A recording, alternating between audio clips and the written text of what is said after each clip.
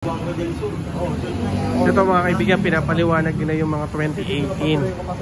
And kasi kailangan nyo talagang malaman at kailangan nyo talaga dapat na ma-check kung saang dealer o yung marketing yun. Kasi nga po yung 2018 talaga hindi po nakukuha yan dito sa mga gantong caravan. Makukuha mo yan sa regional. Kung hindi sa regional mga kaibigan, ito po ay doon sa mga dealer talaga. Okay, so yan mga kaibigan, kasi 2018 sa taas eh. Certificate. Kaso ang certification na mabibigay nun, yung mother file din.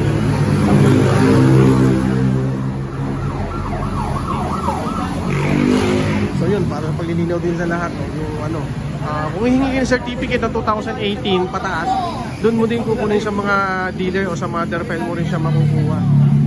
Okay?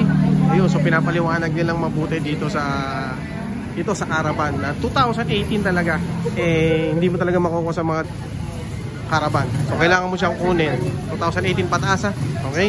Tapos yung mga 2017 pababa, ayan, pwedeng makuha at pwedeng sakaling makakuha ng mga plaka. Ayan, di ba? Siyempre maraming salamat kay plaka. Tapos nandito tayo siyempre kay Rusi. Maraming salamat muna kay Rusi.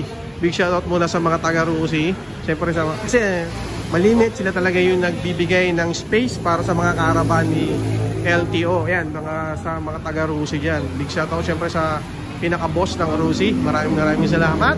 Nabibigyan tayo ng space para dito sa mga caravan natin. Okay? Yun lang. Thank you.